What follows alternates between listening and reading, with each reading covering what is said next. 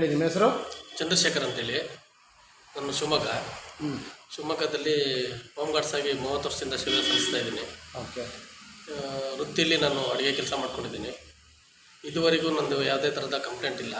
ಈಗ ನೀವು ಮಾಧ್ಯಮದ ಮುಂದೆ ಬಂದಿರತಕ್ಕಂಥ ಉದ್ದೇಶ ಏನು, ವಿಚಾರ ಏನು? ವಿಚಾರ ಒಂದೇ ಒಂದು, ನಮ್ಮ ಜಿಲ್ಲಾ ಸಂಬಂಧಿಸಿದ್ರು ಮಹಿಳಾ ಗೃಹ ರಕ್ಷಕರಿಗೆ ಕಿರುಕುಳ ಕೊಟ್ಟಿದ್ದೀನಿ ಅಂತೇಳಿ ಒಂದು ಪತ್ರ ಕೊಟ್ಟಿದ್ದಾರೆ.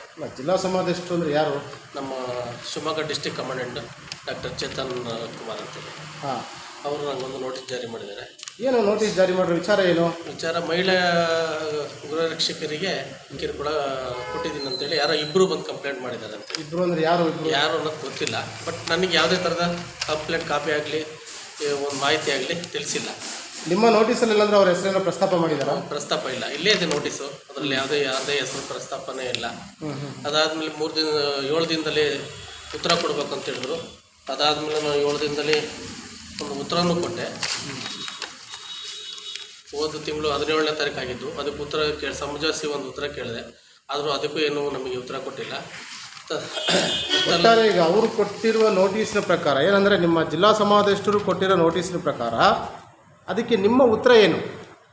ನನ್ನ ಉತ್ತರ ಸರ್, ನನ್ನ ನವಂಬರಿಂದ ಇಲ್ಲಿವರೆಗೂ ಮಹಿಳಾ ಘಟಕನೇ ಬೇರೆ ಕಡೆ ವಾರದ ಕವಾಯತು ನಡೆಸುತ್ತೆ. ಪುರುಷ ಗೃಹ ರಕ್ಷಕರೇ DR ಗ್ರೌಂಡಲ್ಲಿ ಕವಾಯತು ಮಾಡ್ತಾರೆ. ಇವೆರಡೂ 6 ತಿಂಗಳಾಗಿದೆ ಸರ್. 6 ತಿಂಗಳಿಂದ ಬೇರೆ ಬೇರೆ ಇರೋದ್ರಿಂದ ನಾನು ಅವ್ರನ್ನ ಮೀಟ್ ಮಾಡಿಲ್ಲ, ಅವರು ನನ್ನನ್ನು ಮೀಟ್ ಮಾಡಿಲ್ಲ. ಆದರೂ ಇದು ಯಾರು ಬಂದು ಕಂಪ್ಲೇಂಟ್ ಮಾಡಿದ್ರು ಅನ್ನೋದು ನನಗೆ ಗೊತ್ತಿಲ್ಲ. ಆದರೂ ನಮಗೆ ಒಂದು ನೋಟಿಸ್ ಜಾರಿ ಮಾಡಿದ್ದಾರೆ. ಅಂದರೆ ಇಂಥರೇ ನೋಡಿ ಇಲ್ಲ ಸರ್, ಇಲ್ಲ ಕಂಪ್ಲೇಂಟನ್ನು ಮಾಡಿದ್ದಾರೆ ಅನ್ನೋ ವಿಚಾರ ನಿಮ್ಮ ಗಮನಕ್ಕೆ ಅವ್ರು ಹೇಳಿಲ್ಲ? ಹೇಳಿಲ್ಲ ಸರ್, ಇದುವರೆಗೂ ಇಲ್ಲ. ಇಲ್ಲಿ ಯಾವಾಗ ನಿಮಗೆ ನೋಟಿಸ್ ಜಾರಿ ಮಾಡಿದ್ದು? 17ನೇ ತಾರೀಕು ಜಾರಿ ಮಾಡಿದ್ದಾರೆ ಸರ್.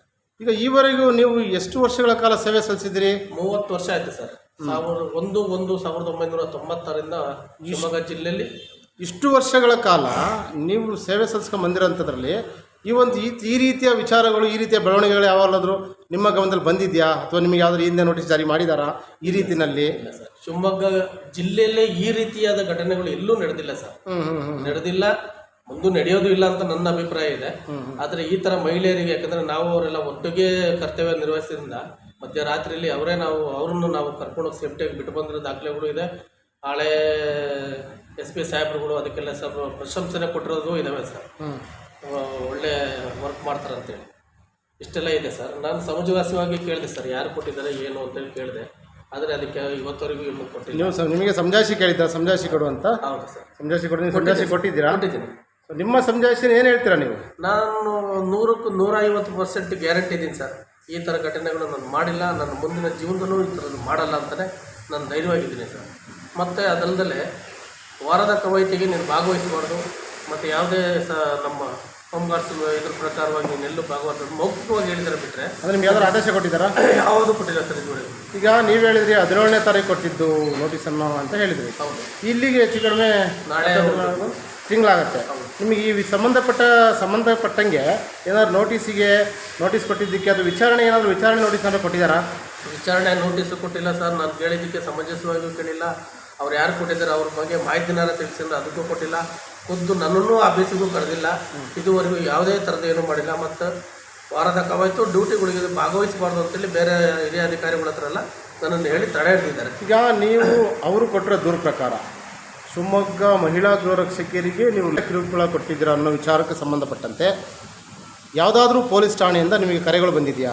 ಸರ್, ಈಗ 4 ತಾಲೂಕುಗಳಿಗೆ ನಾನು ಕೇಳಿದ್ದೀನಿ. ಅಂದರೆ ನಿಮ್ಮ ವಿರುದ್ಧ ದೂರ ಆಗಿದೆ, ಮಹಿಳಾ ಗೃಹ ರಕ್ಷಕರಿಗೆ ನೀವು ಕಿರುಕುಳ ಕೊಟ್ಟಿದ್ದೀರಿ ಅನ್ನೋ ವಿಚಾರವಾಗಿ ದೂರ ಆಗಿದ್ದು, ಆ ದೂರಿಗೆ ಸಂಬಂಧಪಟ್ಟಂತೆ ನಿಮಗೇನಾದರೂ ಯಾವ ಪೊಲೀಸ್ ಠಾಣೆಯಿಂದನಾದರೂ ಕರೆ ಮಾಡಿದ್ದಾರಾ ಅಥವಾ ಬಂದಿದ್ದೀರಾ? ಕರೆ ಬಂದಿಲ್ಲ ಸರ್ ಇದುವರೆಗೂ.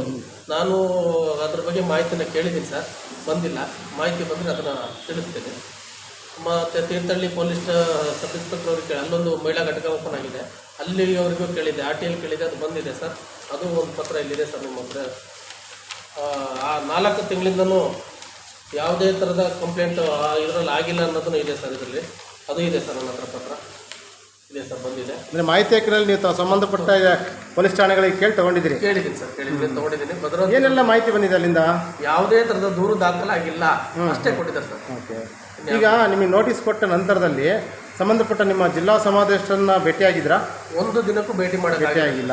ಕಚೇರಿಗೆ ಹೋಗಿದ್ರಾ? ಇಲ್ಲ ಸರ್. ಸೊ ಸಮಜಾಯಿಷಿ ಒಂದು ಕೊಟ್ಟಿದ್ದೀರಿ, ಕೊಟ್ಟಿದ್ದೀರಿ ಸರ್, ಸಮಜಾಯಿಷಿ ಮಾತ್ರ ನೀವು ಕೊಟ್ಟಿದ್ದೀರಾ. ಕೊಟ್ಟಿದ್ದೀರಿ. ಸೊ ಈ ಒಟ್ಟಾರೆ ಹೇಳೋದಾದ್ರೆ ಈಗ ನೀವು ಕವಾಯತುಗಳಿಗೆ ಭಾಗವಹಿಸ್ತಾ ಇದ್ದೀರಾ? ಇಲ್ಲ ಸರ್, ವಹಿಸ್ತಿಲ್ಲ.